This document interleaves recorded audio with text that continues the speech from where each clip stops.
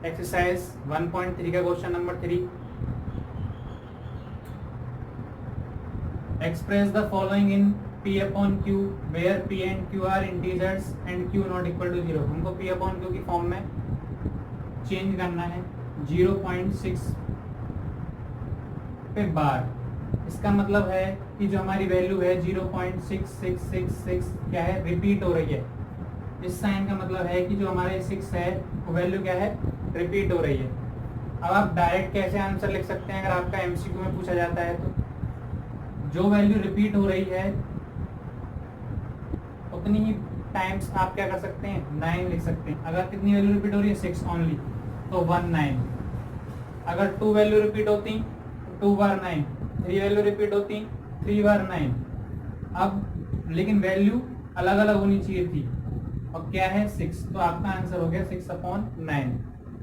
जो value repeat हो रही है वो न्यूमरेटर में और जो वैल्यू जितनी बार वैल्यू रिपीट हो रही है वो डिनोमिनेटर में। अब कैसे आया ये आंसर, तो हम सॉल्व करते हैं। सबसे पहले आपको लेट x इक्वल टू ये जो वैल्यू है 0.6666 जो रिपीट हो रहा है इसको x मान लेते हैं अपनी तरफ से।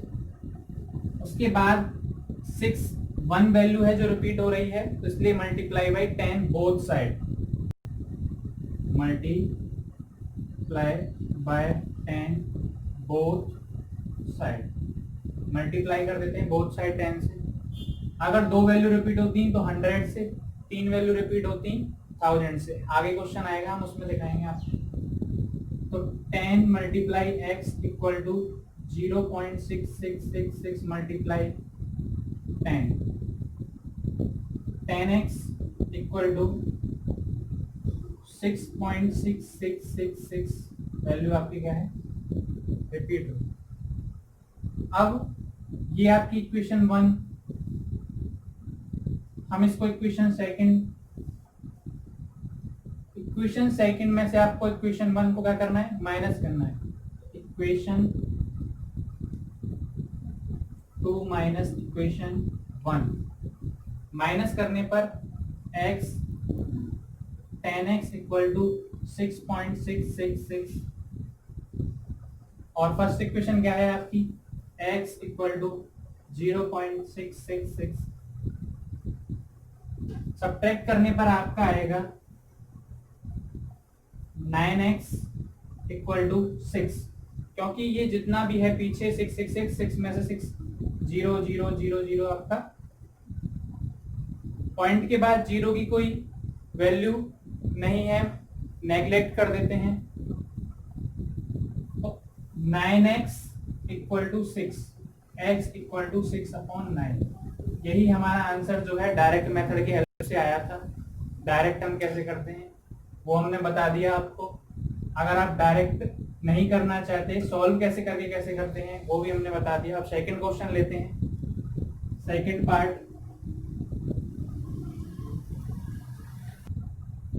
सेकंड क्वेश्चन है आपका 0.477 पे बार, मतलब 1 वैल्यू आपकी फिर रिपीट हो रही है 0.47777। अगर आपको डायरेक्ट आंसर निकालना है कितनी वैल्यू आपकी रिपीट हो रही है, 7, उतनी ही बार आप 9 लिख देंगे नीचे।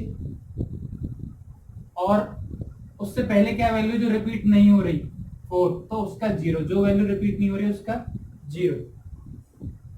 उसके बाद आपके पास ऊपर क्या है 47, रिपीट क्या नहीं हो रही 4, उसको सब्ट्रैक्ट कर देंगे 43/90। ये आपका डायरेक्ट आंसर आ गया बिना सॉल्यूशन के। इससे पहले जो हमने क्वेश्चन किया था 0.6, उसमें क्या था, पॉइंट के बाद जो डिजिट थी डायरेक्ट वो रिपीट हो रही थी, इसलिए उसमें ऐसा सॉल्यूशन नहीं था। उसमें जो रिपीट हो रही है वो 9 और जो ऊपर डिजिट लिखी हुई है 6, वो डायरेक्ट आंसर आ गया। लेकिन इसमें थोड़ा चेंजेस है, इसमें बार जो है 7 के जस्ट बाद में है, 4 के जस्ट बाद से स्टार्ट हो रहा है बार, तो इसलिए अब कैसे सॉल्व करते हैं, सॉल्यूशन देखते हैं। x इक्वल टू लेट करेंगे, पहले लेट माना, x इक्वल टू जो आपका ये है 0.4777, कितनी वैल्यू रिपीट हो रही है? 7। 1 वैल्यू रिपीट हो रही है तो मल्टीप्लाई बाय 10, मल्टीप्लाई बाय 10। 10 से मल्टीप्लाई करना है बोथ साइड, मल्टीप्लाई करना आपको आता ही है। Multiply 10x equal to 10 multiply 4.7777। 10 में x का मल्टीप्लाई करेंगे तो 10x, अगर 10 का इसके साथ मल्टीप्लाई, 10 मल्टीप्लाई 0.4777। 10x मल्टीप्लाई करने पर ये पॉइंट जो है एक डिजिट आगे 4.777 मल्टीप्लाई करने के बाद। अब आपको वही प्रोसेस करना है जो आपने लास्ट क्वेश्चन में किया था। Equation 1 equation 2, equation 2 minus equation 1, equation 2 में से इक्वेशन 1 को सब्ट्रैक्ट करना है। 10x इक्वल टू 4.777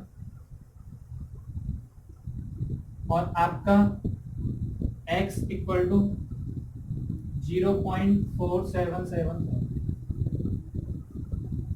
सब्ट्रैक्ट करेंगे माइनस माइनस तो 9x इक्वल टू 4.3000। लेकिन लास्ट की जो जीरो है हमें नेग्लेक्ट कर देनी है, तो आप लिख सकते हैं 9x equal to 4.3, x equal to 4.3 upon में 9। और हम अगर पॉइंट को नीचे लिखते हैं तो x इक्वल टू, तो आपका डायरेक्ट भी आंसर आपने देखा होगा 43/90, और सॉल्व करके भी आपका आंसर क्या है 43/90। थर्ड क्वेश्चन देखते हैं।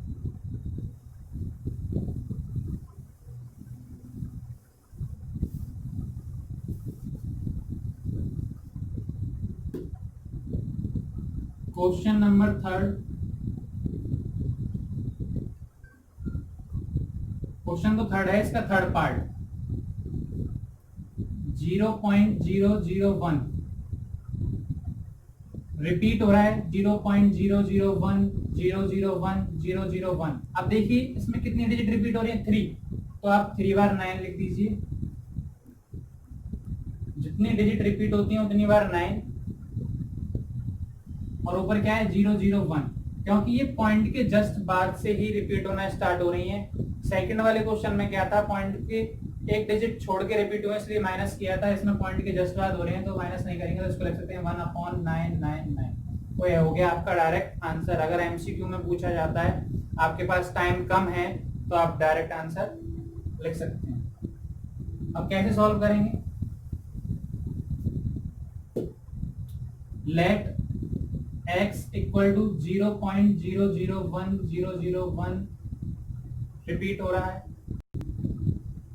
कितनी डिजिट रिपीट हो रही है? 3, तो 3000 से मल्टीप्लाई करेंगे, multiply by 1000, multiply by 1000 in both side.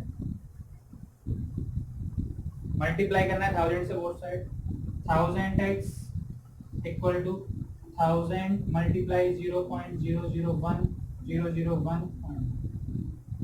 अब देखेंगे आप कि अगर मल्टीप्लाई करते हैं तो ये 1 2 3 डिजिट बाद पॉइंट यहाँ पर आ जाएगा, तो 1.001001 मैं ऐसा क्यों लिख रहा हूँ 001? क्योंकि रिपीट हो रहा है आगे। ये जो डॉट डॉट डॉट लगाया हुआ है इसका मतलब है रिपीट हो रही है वैल्यू, तो हम आगे बढ़ा के लिख सकते हैं।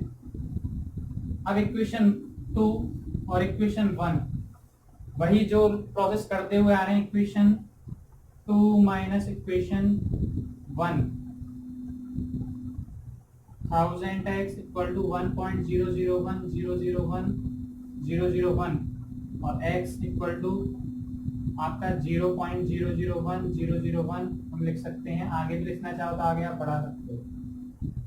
अब माइनस करेंगे सब्ट्रैक्ट, तो ये आएगा 999x इक्वल टू 1, पीछे का सब 0।